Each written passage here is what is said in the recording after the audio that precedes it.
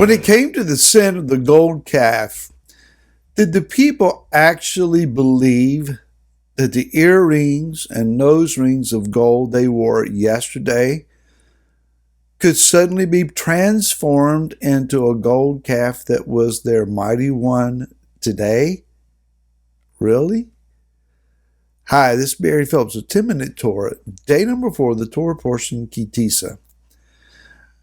I suppose of all the events that occurred during the wilderness journey, there are a very select few that really stand out in our mind. There is the giving of the Torah at Mount Sinai. There is the building of the tabernacle in the wilderness and the fire of Elohim showing up at its inauguration. What really stands out is this gold calf idol. And it would seem that we have yet to live down the enigma of that. It's just an unthinkable, horrific event. And we'd like to say that it's over. But really, is it? Let's go to Shemot, or Exodus chapter number 32. And again, verse 1. And when the people saw that Moshe was so long in coming down from the mountain, the people gathered together to Aaron and said to him, Arise, make us mighty ones who go before us. For this Moshe, the man who brought us up out of the land of Mitzrayim, we do not know what has become of him. And Aaron said to them, Take off the golden earrings which are in the ears of your wives, your sons, and your daughters, and bring them to me. And all the people took off the golden earrings which were in their ears and brought them to Aaron. And he took this from their hand, and he formed it with an engraving tool and made a molded calf. And they said, This is your mighty one, O Israel, that brought you up out of the land of Mitzrayim. And Aaron saw and built a slaughter place before it. And Aaron called out and said, Tomorrow is a festival to Yahweh. I don't know that we can properly get inside the mindset of this mass of people. But let's look at a few of the suggestions. Among especially the Jewish commentators, the rabbinical commentators, it is stated that the whole impetus behind this was the Erev Mav. What are you talking about? E-R-E-V, separate word, R-A-V. R-A-V is evil. An evil mob, or they want to talk about a mixed multitude. This is not the Jewish people, the Israeli people, the Israelite people. This is that multitude of mixed peoples that came up with us out of the land of Mitzrayim or Egypt, and it was them. It really wasn't us. Maybe we just stood by and watched. Well, it's interesting that when Yah saw it, he said, Moshe, let me alone. I'm going to kill everybody. So I don't think that it was just one segment of society that was the problem. Hold on to that thought. Then there is the idea that perhaps it wasn't Yah that they were seeking to replace. It was Moshe, because they said, we don't know what's happened to Moshe. Now, Moshe had been up on the mountain before, but he had not been there this long. Rashi talks about how that Moshe was there for 40 days and nights, but Moshe didn't count the first day he went up, but the people did. And therefore, it was about a 24-hour delay in counting for Moshe, but not for the people. And when they counted 40, Moshe had only counted 39. Well, I don't know that Moshe was really aware of what day it was in particular, and that he was in the rapturous, timeless presence of the Most High, speaking with the Creator of the universe through a very thin veil of a cloud. I don't know that he was keeping up with calendar days. So we find then that there is this perceived delay on their part. Moshe must have died. And if this is the case, again, if, then what it says to us is that the people were very much, I started to say overly, probably, but very much dependent upon Moshe.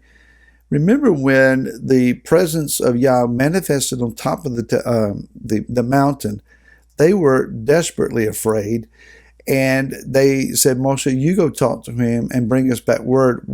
We can't handle this, we'll die. So Moshe was viewed as the only reasonable, logical, available intermediary between themselves and this Elohim, this mighty one, Yud-Heh-Vav-Heh, that brought them out in the wilderness. Perceiving themselves incapable then of rightly connecting to him, they created another intermediary. Plausible thought, again, can we really get inside their heads?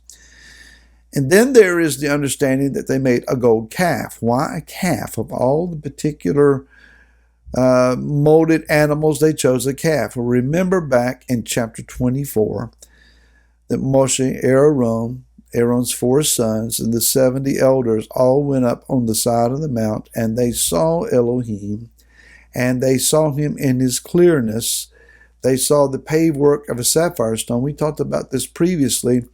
They very well could have seen Yah enthroned upon the cherubim. The cherubim, those messenger-style beings, those spiritual beings who have 4 faces, one of which is a calf. It's possible then that they were creating a resemblance of Yah's throne and saying, if we will move this calf idol through the wilderness, the Creator will be enthroned upon it, and we can follow him that way. Again, plausible thought, perhaps, but really, what was going on? The issue is their response to this idol in particular. Whether they were justifying it and say, well, we're only trying to replace Moshe, or we're trying to create a throne, or it's just a bad element among us. It says that the people got up, they ate, they drank, and rose to play. And the word used here for play is sachak. If you want to transliterate that in your notes, T-Z-A apostrophe K-H-A-K, zachak. And this is the same word that we find back in Genesis, Bereshit chapter 26 and verse 8, where Abimelech, the king, is looking out his window, and there's Isaac, Yitzhak, and Rebekah. And the manner and display of public affection, they may not have known it was so public, the way that Yitzhak was playing with his wife, we'll leave it at that, gave Abimelech the obvious conclusion, that's not his sister, that's his wife. There's an understanding then from this word that they undressed themselves to some state. They were lewd, they were vulgar, they were dancing on stage like many of our modern day entertainers, at least. And so it would seem then that Yah was in particular very incensed about this.